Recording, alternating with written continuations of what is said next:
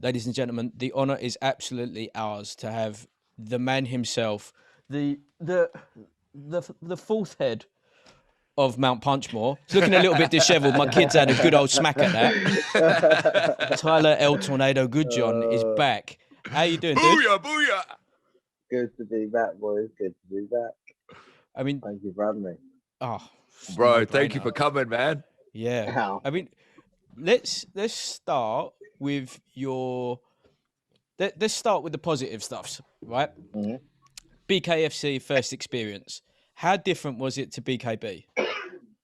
Yeah, it was different in the sense, like, when I say, like, the fight game out in America, is everything's just boom, big time, you know, like the show's real glamour, like everything was a show. It was a lot more of a show, I'd say. Yeah. And things like that. Obviously the ring was just huge, which I don't really like, but it's just something I suppose you're gonna have to adapt to in that. Yeah, I mean, there's the whole dirty boxing element where you can grapple and sort of hold and punch or whatever, but it didn't really ever come to that in the fight, really, to be fair. So no, really get to experience it too much. But yeah, apart from that, are the ropes hard as fuck? They're like metallic, aren't they? Well, yeah, actually, that's true. Yeah, I did forget about that. It's yeah. So the ropes are like pretty much, yeah. It's almost like a wall type thing. Yeah. So, yeah, that is very different. Actually. Yeah. That don't really help you like the slipping and the rolling and yeah. That's not for that. You can't be on them at all, can you? No. I mean, they have the toe line bit at the start where you sort of but yeah, it's fighting, and it's bare knuckle fighting at the end of the day. Yeah. I mean, the bout itself, right? I mean, first of all, like we went over this on your debut, right? Number one, they get you felony, right? Welcome to BKFC, son. We want you to be a superstar and look amazing, but we're going to get you probably one of the most awkward fighters on the planet. Yeah. All good. All good. Number two, that was the best that he's looked in BKFC. Again, all good. Facts. Number three, by a long way. Number three, it wasn't the easiest road to get you there. Yet the expectations were still pretty high, right? Like they properly loaded I had a little moan when I was watching it on there. Like they were like the commentary was neg. Everything about that bout, like if you watch that, there's at no point do you think that Felony nicks around. Like it's not close, but they just it was liberties, to be honest. I thought it was a little bit much. Yeah, I mean, look, I'm the first person to say that was no way, my best performance or gonna be my best performance. It was, but the two biggest factors were for me. Well, I say three. The getting there, the whole just being there. Not having my trainer was a massive thing. Just not having that person to, obviously I wanted to go out there. I wanted to impress. It was my BKFC debut. I wanted to go out there and have a fight. And to be honest, in my opinion, I took Felony off his feet with right hand in the first round. Once he tasted that, he didn't want to know, and he just got on his bike and made the fight really awkward using his experience, which he is very experienced. You know what I mean? So, yeah, so it was, but yeah, the main one for me was my trainer. I mean, I did make the mistake of like trying to call him on and goading him in and everything else, because like I say, I wanted it to be an exciting fight. But my trainer would have cracked me and been like, "What are you doing?" Do you know what I mean? And would have just brought him down to earth, got me back to my boxing. And in my opinion, it would have been a lot different fight. And as well, like everyone knows, I had COVID 2 weeks out as well, so I didn't train for 8 days. On the Monday before, I was sprinting, making weight on the elevator, on the running machine in the gym in our hotel that me and Mark Godbeer stayed at. Do you know what I mean? I was trying to make weight with COVID and that. Managed to get a negative test and went to Mississippi. So you know, I probably shouldn't have even fought really, but Fact. I done it and I still won. So yeah, How it'd be bad nice was if your people got were off your my back a little symptoms? bit. So I didn't train for 8 days. I was just Yeah. literally slept. It was just, I mean, I was You had the lucky energy compared one. to, I was lucky compared to Mark Godby. Like Mark Godby got double pneumonia on his lungs, ended up in the hospital. But I was just like flu, you know, when just really achy, had a Yeah. bit of a fever, going hot and cold and that, but I was just really, really achy and tired and that. You know what I mean? Just shit basically. But and then I sort of like started coming around it. I can remember it was like it was a Friday. I was just starting to come around a bit, and I was like, do you know what? I reckon I could still fight, you know. Because you just like Mark was still trying to get out of bed and shadow box, and the guy's got double pneumonia on his lungs. Honestly, he was. He was like, I mean, I reckon what I'm an gonna be all animal, right the as well. geezer. Yeah, and it was just like, and I thought, no, generally, I think I might be all right, you know. So yeah, like I said, I went down and run on the treadmill, just sweated it out for a couple of days and that. And then managed to get a negative test like on the Monday of fight week, fighting on Friday. So it was yeah, it was intense. Like I mean, just putting that in perspective, because there's video footage of on the first day of me having COVID before I knew it. Like I literally couldn't even do this, and I'm sitting on my ass talking, and it's just like a fucking. He thought the screen had frozen because I was like this. I stopped drinking because I didn't have the energy to come downstairs to piss. You are traveling across the globe and having a fucking bare knuckle fight against one of the most seasoned vets. Like, people need to put this shit in perspective, let alone one of those things. Like you said, not having your coach is such a massive thing. Like you're obviously doing the best you can trying to piece together a camp, but anyone who's fought knows that's fucking the last thing you want to really be going for, especially when it's such a big thing, mate. Fucking the biggest respect. Like we would just. Do you know what? I was just, I mean, I must have been just running on adrenaline most of the time, really, because like it was my dream. Do you know what I mean? And for me and to see Mark like be that ill that he couldn't fight, and that was the end of his dream. I was like, do you know what? I've got to do it still. And I was just in my mind, I was like, I can still do this. And like I say, luckily, I got that negative test, and then went out there. But like, I'd say the stress of it was more than anything. Do you know what I mean? The worry. What am I going to do now? Obviously, if I didn't fight, I wouldn't get paid. It was like, you know, there was just so much worry and everything else. It was hard. It was tough. Like, so people, you know, people have to, yeah, like I say, pay a bit of respect to that at the end of the day. Because it was, you know, me and Mark went through a lot when we were out there. Yeah, I mean, I'm gonna echo pretty much what Street said. Like, I'm not gonna suck you off unless you ask nicely. But like when I got COVID, I didn't have it anywhere near as bad as Street's, or even it sounds like still a motherfucker, right? Yeah. But I was man down for. I got it on like the 23rd of December because I know where I got it from. Let's keep that quiet. And if I'm gonna be honest, it wasn't until 2 weeks ago that I could really get through the day without having to have a nap. And I don't mean like, oh, I'm sleepy weepy. I'm like, I'm mid-session and I'm doing the long blinks. Power out. Like what the fuck is going on? And I can't think. Like, it's a weird, mate, fighting and doing it, mate. Respect, proper respect.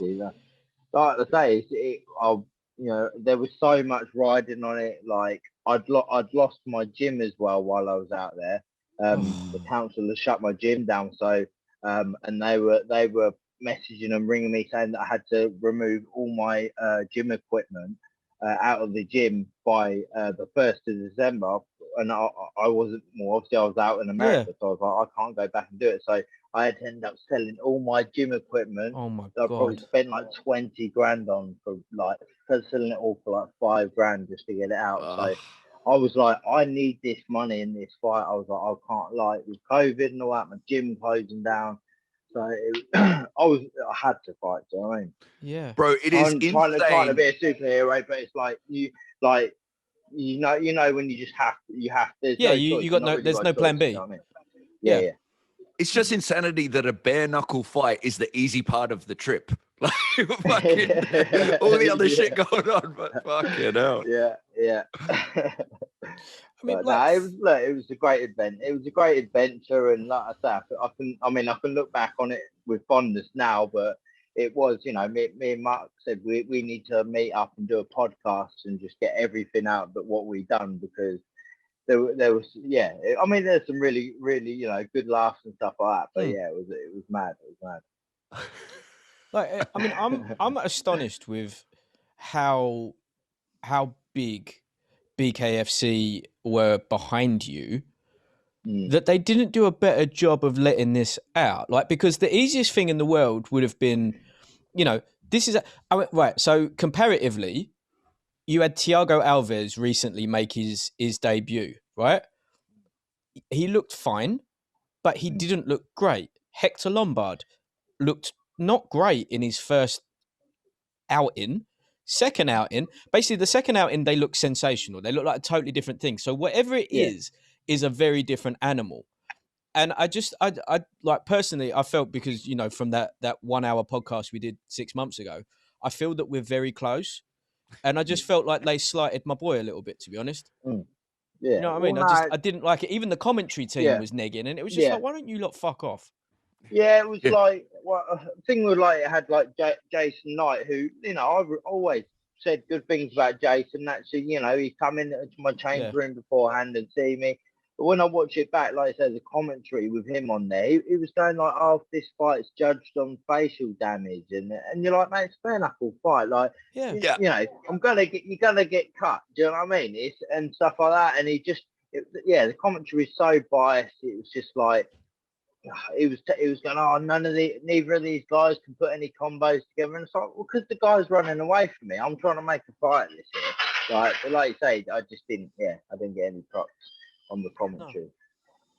So what went down after, right? Because from a purely like external perspective, there was a bunch of mad stuff with like, and like, I was getting DMs from someone who, you know, he seemed to be like very friendly with you, and it was like he was trying to web sleuth it a little bit, like one of these Netflix geezers. And it was, you know, it was all cool, and it's just like we had Tyler on the podcast like once, and we've DM'd a couple of times, but like, I don't know the man's business. Like, if he's saying that he hasn't been paid, then I've got to believe he hasn't been paid.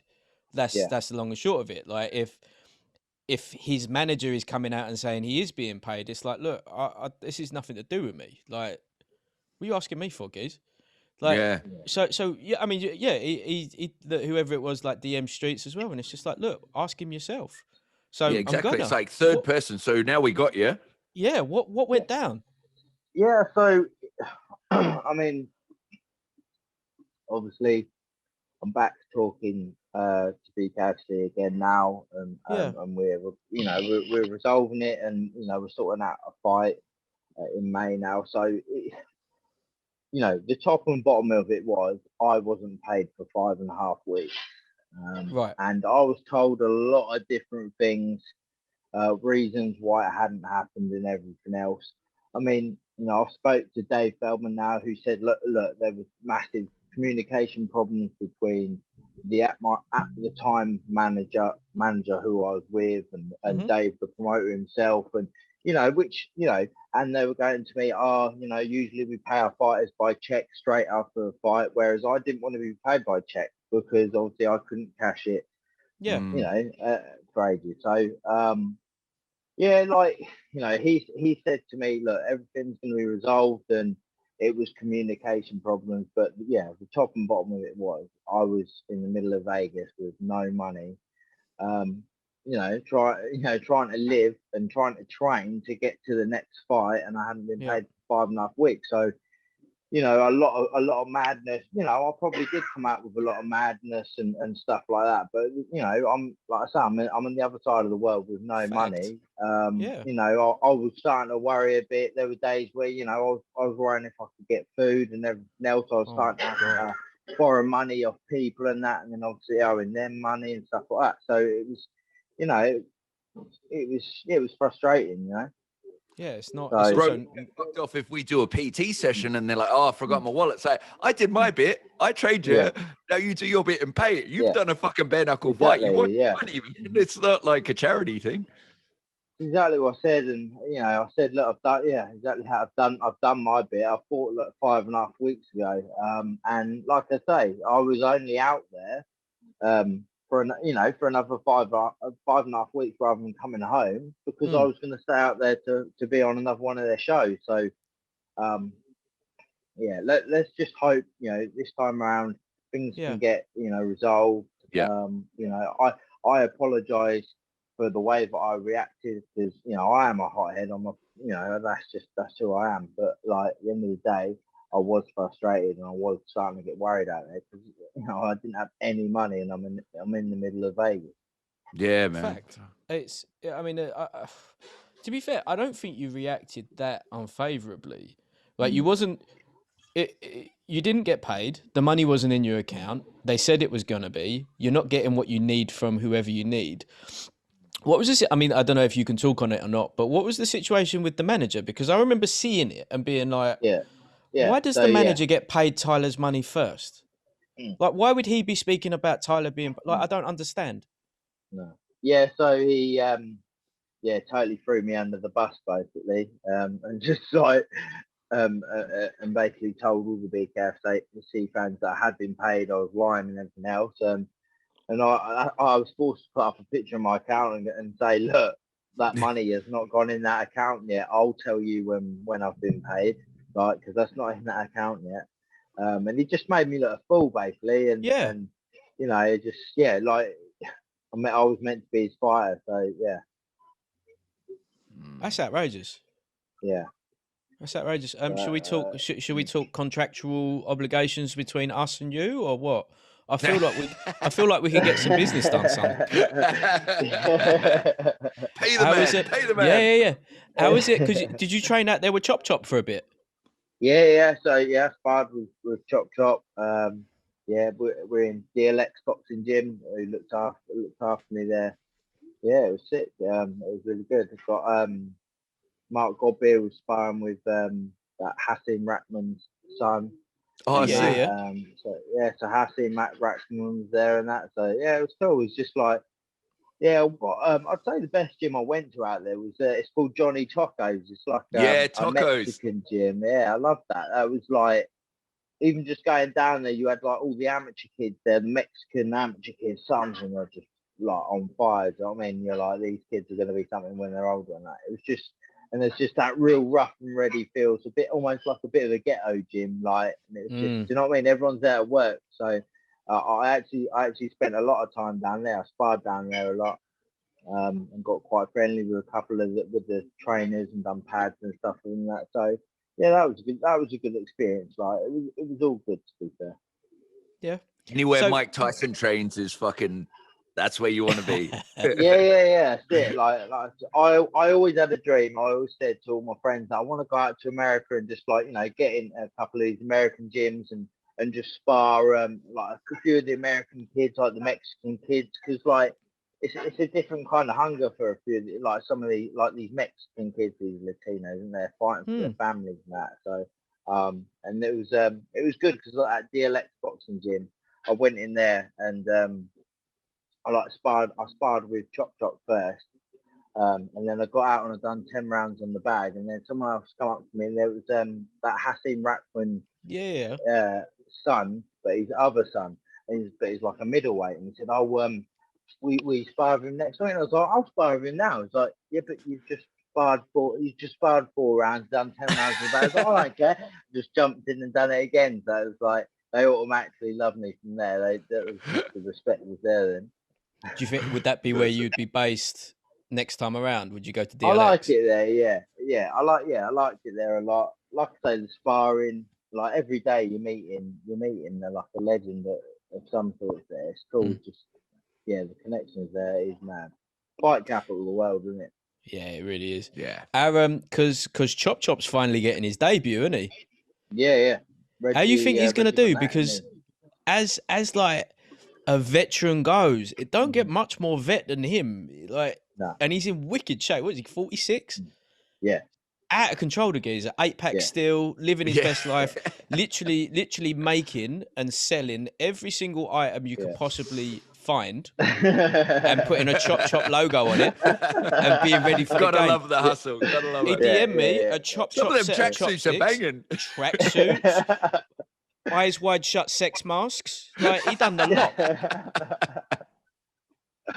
Proper G, the geezer. Do you know what? Like, he's what you call a gym rat.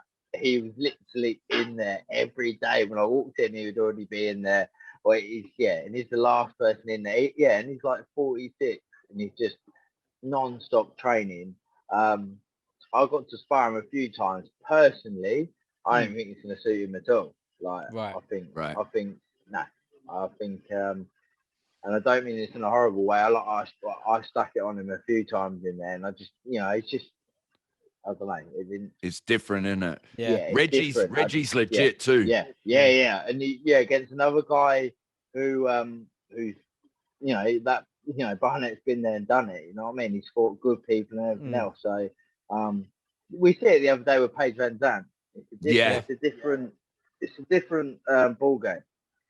I just think I think Reggie may be a bit too much. I love the little like screenshots that you put up of you and her having a little message here and there. Powerful. So good at it. Yeah, I've made a good enemy there, haven't I? Don't think it matters, does it? It's all love and it's all bants. Like, let's be honest. I mean, even then, like, did you see she got people solid? She put on her Insta story, "I'll finally sign up to OnlyFans," and you swipe up, it was just a video of her training. You're like, you know what millions of people are like, fuck it. But she has now. Definitely. She's done her own one, hasn't she? She's not on OnlyFans. She's done her own premium website content thing. Yeah.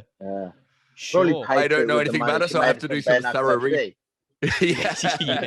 Still waiting for the check to clear. So next time around, right? So say you base in DLX, will your trainer be able to come out, or can he not? Yeah. So we're aiming at going out. I think the 14th of May. So that'll be the fight, and then we're just hoping that we can. My trainer can come out with me. We won't have to do the whole 14-day quarantine in Dubai, which was a complete nightmare. And that, well, I say complete nightmare, lovely country and that, but in terms of like again. Just like money and everything else we could have done without it on that trip, you know what I mean? But just I can't be affording to go back out there before this fight. So no. And like I say, I need my trainer, but again, my trainer needs to be here, needs to be earning money as well. So he can't be taking too long out in America with me. We'd probably go out like 2 weeks before, if possible. Is that enough to acclimatise the time difference and everything else, or would you start training sort of along US time in the UK to try and bump it a little bit?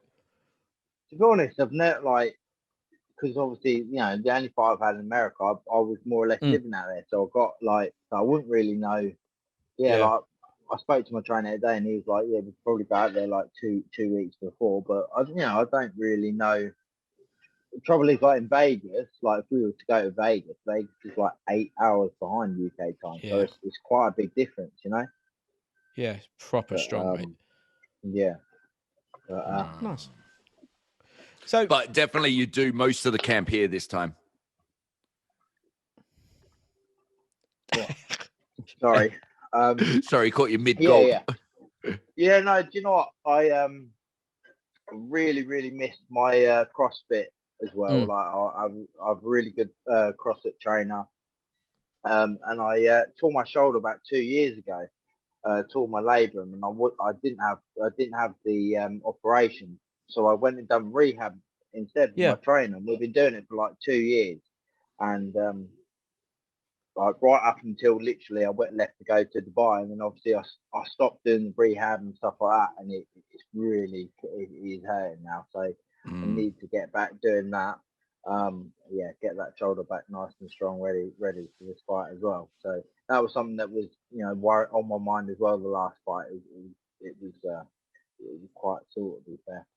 Have they finalized the opponent? Because I've seen a few names popping up and everything like that. Nothing, no contract signed yet.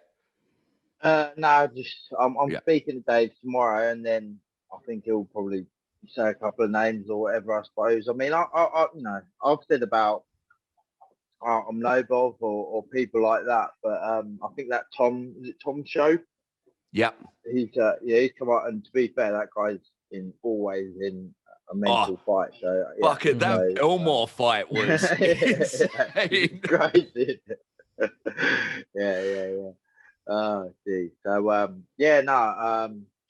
See what, like, I am quite intrigued by the show fight because I just want someone to come and have a fight with me. Do you know what I mean? Well, that's when I'm gonna look my best.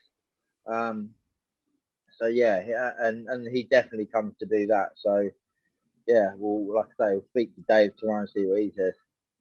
Yeah, And Shove is legitimately the identical twin of the picture Rob's got behind his head of the bare knuckle fighter with the jizz stain. That looks, him. Yes. Your documentary. I think you should be plugging the shit out of that, my friend. Sick. That was powerful. That's so fucking good. Almost forgot about that. Yeah. How did that come about? Like, what did they approach you? Did you say no? I think you should be documenting this, guys. So it actually come through my ex-girlfriend. Fine. Alessa. So yeah, she actually was friends with like the owner of the channel, and yeah, just basically said, look, you should document this, and so they did, and yeah, done a wicked job of it. They really did. Really good. Yeah. Really good it documentary. Blew up as well. Yeah. It's sort of like it's hit about. Do you know what? It's going through the roof, and it hit about 650,000 views on YouTube, and then it's just sort of slowed down. But I think it just like, you know, it needs just that one person to see it who's got that big following, go boom like that. And generally, like, you know, I'm not just saying it. I think like, you don't have to be a fight fan to enjoy it. I think, you know, it's a bit for everyone. It's a bit emotional. It's funny, you know, when I do that praying the van and all that stupid stuff. So you know, it's like, yeah, I've got a bit for everyone, and then obviously at the end you got the fight, didn't you? So it was cool. just I'm like, very happy with it. As you should be. It was just like surprisingly is rude, but you know, when you see stuff that's kind of made for like YouTube new media, there's always that sort of something off. But it was amazingly shot. It was brilliant. It was really, really good. Like, proper would recommend for anyone that's just into it. Even like, I really liked the amount of exposure you gave to the medical side of things, because a lot of people don't do that because it's kind of perceived as a little bit of weakness. But it was, I mean, that old fucking neurologist geezers. I tell you what, if you can't tell me that he hasn't got a few OnlyFans memberships himself, oh mate, come on now, that geezer's got adult Some baby written all shit. over him, hasn't he? Yeah. He's currently getting his arse changed as we speak. Nom nom nom. Yeah. Bitty. Dear. Fact. No, he's he was a rum fella.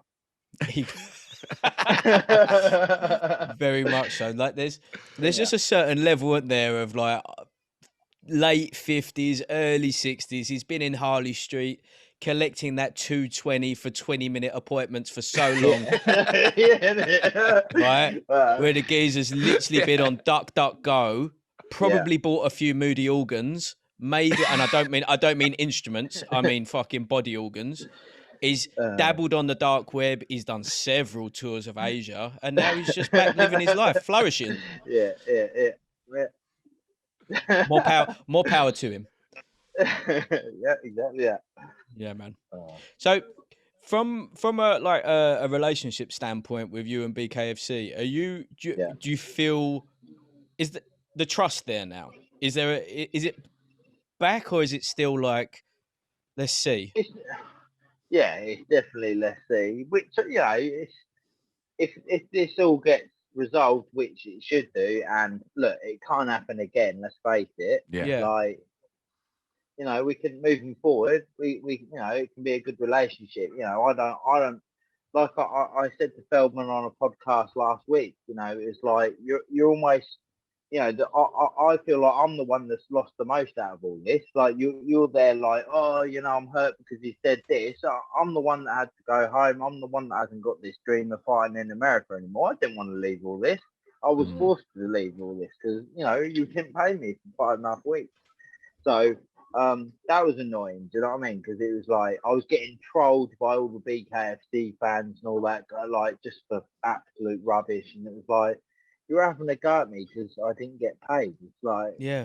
And they're like saying that I made it up, and it's like, why would I make that up? Why, you know, why would I go to all that hassle and give myself all that aggro for what? Do you know what I mean? Yeah. Like I say, that was my dream. I never wanted to like disrupt it.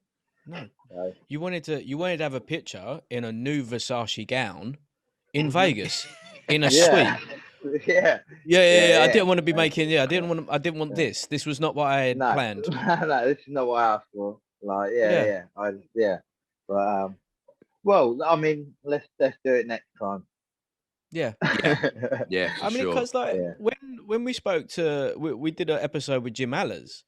Like he was like nothing other than complimentary. So I don't know if it was just like the perfect fuck up of like big name, big following, star that they've brought in from another organization, and just something went bad. Like, because for Feldman, reputationally, it's a nightmare. Yeah. For you, it's an absolute nightmare because, like you said, like the money would have always materialized because, you know, there's contracts involved. It would have taken longer. It would have hurt. But like for you, the damage is way more because like you had an expectation of, you know, starring in the big show, going out there and which will still happen for sure. It just didn't happen on the first time as you foresaw it. But, you know, you put on a wicked performance, dude. And especially against the odds. And you should be like really quite strong and proud of that, and just fuck No, thank you. No, you know, to be honest, like the people who know, do you know what I mean? The people, you know, the people that want to know. I mean, to be honest, like I said this to my mate, like most people don't like me, so they sort of made up their mind that about me winning before I fought. Do you know what I mean? So it was to a lot of people, it didn't matter. No matter what I'd done on that night against Tony, I would have come out. You know, I could have gone in there and knocked him out in the first round, and people would still be slagging me off and everything else. You know, so I've just gone, look, do you know what? I'm proud of myself. I know what I went through, and the people who are important know what I went through. So, yeah, that's all that matters to me. You know, all these other idiots that. You know, but they're watching, bro. They're watching. I see the followers are going up even more. I saw that, and like I love the quote, and I keep saying it, but it's like when Ali was like, 50% of people here to see me lose, 50% of people here to see me win, 100% of people here to see me, and that's what you know. Fuck them, man. Like they only say it because they can't do it. That's what you know. I say that to people on a daily basis. I'm like, people just like one thing that has been quite funny, just like obviously going over to America, picking up more hate, more trolls, you know what I mean? And some of them, like these Americans, are like are a different level, you know what I mean? So mate, they're professional level, But, it's just a little bit sad. What like from your obviously, you know, the character of the tornado that you kind of put on is not, you know, you're selling tickets, you're a showman. If you don't understand that, then you're educationally a little bit subnormal, and you know, let us know and we'll donate to whatever helps you lot, right? Well, it's the same people that are amazed that WWE isn't real. You know, it's them guys. That's exactly what I was about to say. It is. Yeah, they'll get hooked in the whole story and everything. You know what I mean? It's just, but it's just showmanship and everything else. Fact. Isn't it? Like, but like if you have to almost play the villain, the heel, which, you know, is fun to a certain extent, but then if every time you pick up your phone it's just a fucking valley of hatred, like that's just draining. You're gonna have to like come off socials or have someone do it for you. I mean, I've thought about it a lot, and you know, like I say, I've been seeing therapists and everything else, and because it's it's not horrible. easy. I'd say I've got strangely I've got used to it, so it doesn't bother me. But I don't know if it in the back of your head if it bothers you. You sort of just shrug it off. But I do get some. Yeah, I do get some. Man, these cunts need to remember there's a person at the end of, you know what I mean? Yeah. Because Yeah.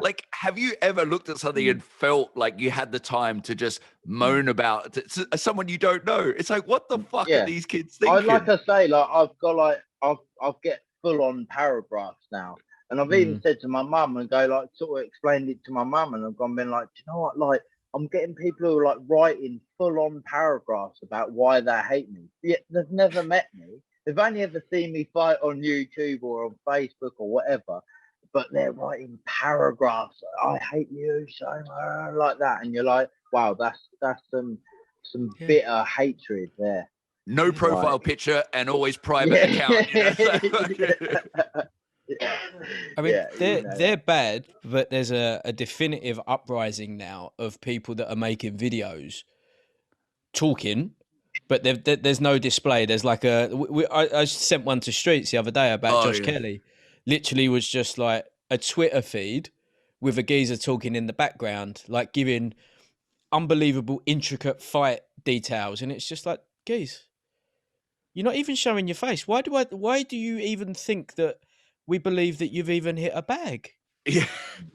What are you talking about? Everyone knows everything these days. Everyone knows everything. Yeah, he wasn't double jabbing or triple jabbing against this guy who's 32 fights in, and he's a world champion, and it's disgusting, and he's got to get rid of the shoulder roll, and it's like, what? It's well, look, everyone's a boxing expert, aren't they? Online now it's just breeded a whole load of people who have just never had a slap around the face before for talking shit, and it's just like, because if you have, you wouldn't talk shit. Do you know what I mean? But man, it's just, I get, man. People are way too comfortable talking outlandish shit. That's what I was saying. That's the thing. If you're gonna say it here, cool. Fucking have at it, but just from the safety of your basement, your mum's basement, shut the fuck up. I mean, because there are sometimes people can get a bit personal, and they might say something that really does actually, drive me a little bit, and I'll just go to them. Look, one, they follow me. I'll go, one, you're a fan. You're a fanboy. You know what I mean? Like that. It's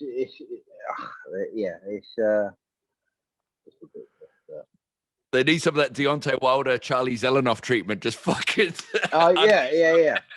Like you said, like if they can come and say it, and then I've offered a few people to come down and come in my 12x12 little boxing ring, and come and have a spar with me and see how they get on, and then if they beat me, they can call me what they want. Then that's it. Then I'll listen to your advice. Until then, shut up. How many offers have been taken up? Yeah, exactly. Well, I mean, I've had a couple sort of give it back and then block me or something like that. Sure. So, that's often the real big man. Like I say, I have got better as I got on. I used to let it really wind me up, but now I just I'll put like laugh in the face and laugh in the face emojis back, or kiss face emoji. Do you know what I mean? And it just sort of nullifies it. Then they can't really say anything back to that kind of stuff. So no, you can't. I mean, like between like the three of us, other than I love leaving like Bant's lines on Streets, like what the bots do on Instagram, DM to collab, tap to chat, send me your pictures now for promotion. They're like my three at the minute. But like other than that, like you're never gonna be like you're a fucking loser. Like at worst, if someone's put it like, did you see how much hate there was on Robbie Davis Jr.'s feed? No, I didn't see that. No. It was a bit much, and like you just leave a picture, like you just leave a comment that's just literally like, "Geez, you're a warrior. Like tough fight, you'll be back. Like, what more do you want?" And then that's the sort of stuff that someone's obviously hurting enough or celebrate. Like, what? It's nothing to do with you. Like the picture, don't like the picture. Fuck off. Yeah. It's like the people who like have left like comments and that on my documentary and just stuff like that, and just like rubbished it or said bad things and that as well. Like, do you know what I mean? It's just like yeah, either like don't like it or like it. Do you know what I mean? You don't have to go to the extent to really sleeve shit. Do you know what I mean? But they watched it. Yeah, exactly. Yeah.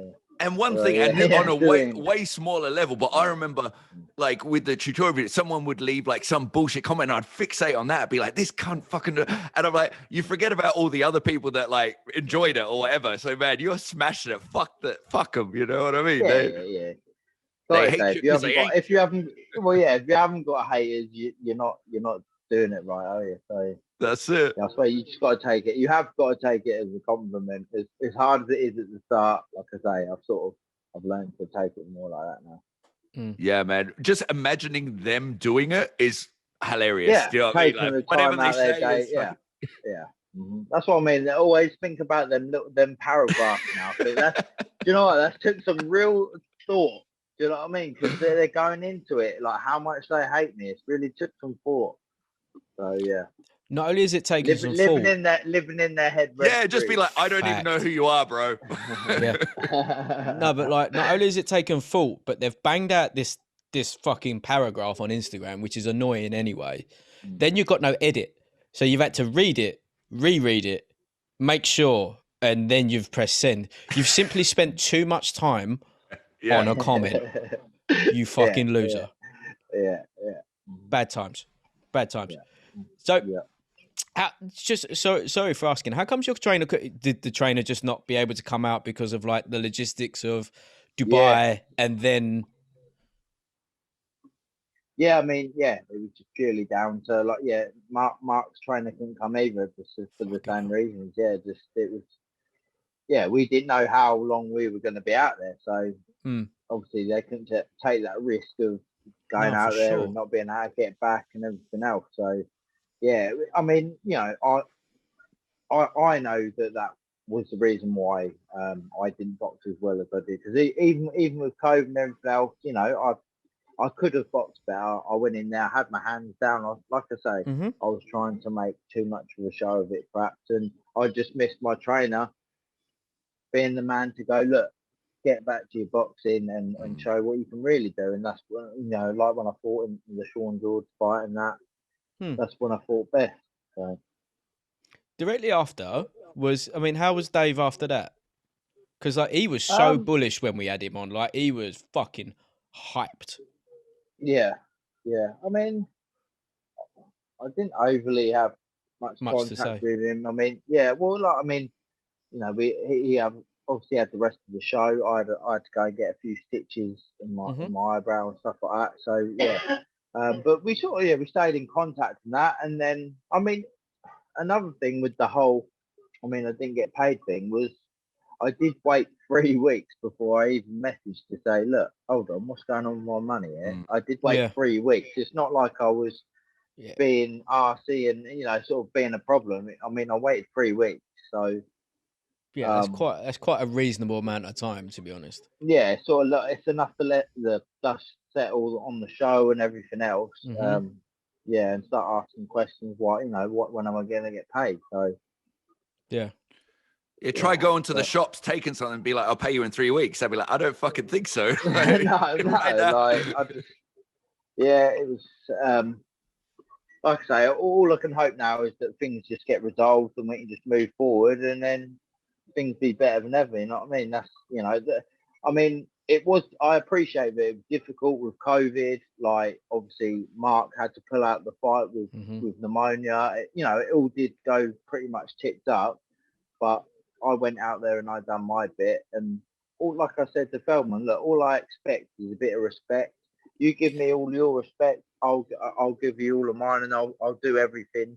You know, nobody else in BKFC is gonna talk the shit I do and cause the havoc I do. Do you know what I mean? Dress and act just swaggy as fuck and get all the chicks and just be a badass. Do you know what I mean? And then I get in the ring and I'll give you fight of the night if he wants to come and have a fight. If he runs away, don't blame me. Do you know what I mean? But yeah. I mean, hopefully it's just the worst is out of the way now. Do you know what I mean? And like you said, the next one will be, and then because it's tailor made for you, bro. Like out there, he was saying it, wasn't he? He was like, listen, we cannot wait to have Tyler. He's a superstar in the making. Got all the shit out the way. Fucking smash it. Our boys we just need to get this whole COVID thing done, don't we? Yeah. Oh, fucking done. So we go live sport and that and everything. Yeah, I think it's like June, isn't it? They're talking about live sport, but sort of with 10,000 people or some shit. Right. But that's here, but over in the States, you know, they'll be like, they don't get them lot do not give a single fuck. Right? They're out in clubs, they're doing festivals. They don't give a shit. I'm in the strip club in Miami, like that, not wearing a mask or anything. Chicks all over me, like there we are. Honestly, don't like there was Miami, like Florida. They don't not even. You don't have to wear a mask. You don't have to wear a mask. I'm walking down the street with a mask on. Nobody else is, and I'm like, I ain't doing it. Do you know what I mean? So yeah, I mean, it's a mad old place, America. To be fair.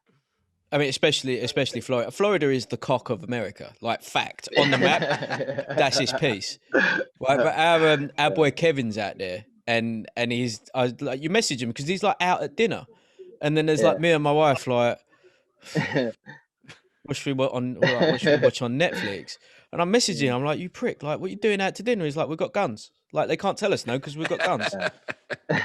No mugging off, no muffing. It's just pure power.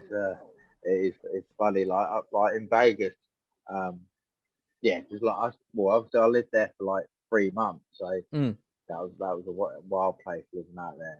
But even like in COVID, you know what I mean? It's just But first day, I went on one of them like taxi bike, you know, like the tut things. Pedaling back. I've gone around the corner like that. I'm having a little smoke like that, and I've just seen some guy standing there and he's shinning himself. Whack, whack like that, and I was just like that. I was stopped, and obviously I'm having a little smoke. I just couldn't stop laughing. I was like, wow. What the fuck is that? BKFC needs to sign this guy. Yeah. Take a shot. Like, wow. He don't even need an opponent. The geezer can just be in the middle of in the ring, just giving it. And the girl I was next to, obviously she lives out in Vegas. She just turned around and went, "Yep, that's Vegas," like that. And then you just see a barrage of these kind of people everywhere. These mad, mental people. Yeah, it was an experience. There was some homeless dude in Vegas. He had a sign that you could crack him for money. I was like, "Oh, that's the saddest sign ever!" Like, maybe it's a good place to spend a substantial amount of time. Like when you're not for the woo, when you're actually there, it's like, fuck. I mean, I liked it because like I'd train, and then like one place I really liked in Vegas was Fremont Street. Yeah, Fremont Street. Oh, let's just pull it. Yeah, it was Fremont Street, and I just like to go down there for like a walk, and just after I trained, it was just like you had like rappers down there with speakers, you had like dancers, break dancers, you had like bands down there. Everyone was trying to make it, and I just like the energy. You know what I mean? Like it was cool. It was a cool place to be. Was it a little bit bleak in COVID, or was it still pretty busy? It was like when I first got there, it was like pretty much going on, and then it went down to 25% capacity. But then was still, and then like on New Year's Eve, I walked down on the strip. They completely closed the strip, and it's just thousands of people on the strip, like dancing, partying, and it's like, all right, COVID must have had a night off tonight. It was mad. And then, like I say, I went over to Miami, and all the clubs are open. They're not wearing masks, and so yeah, it was just. There it is. America. Yeah, America. Fucking exactly. Welcome back to the UK, man. Jesus. Okay. Are you able to get into the CrossFit gym for rehab at least, or is that like? Yeah, I'm hoping.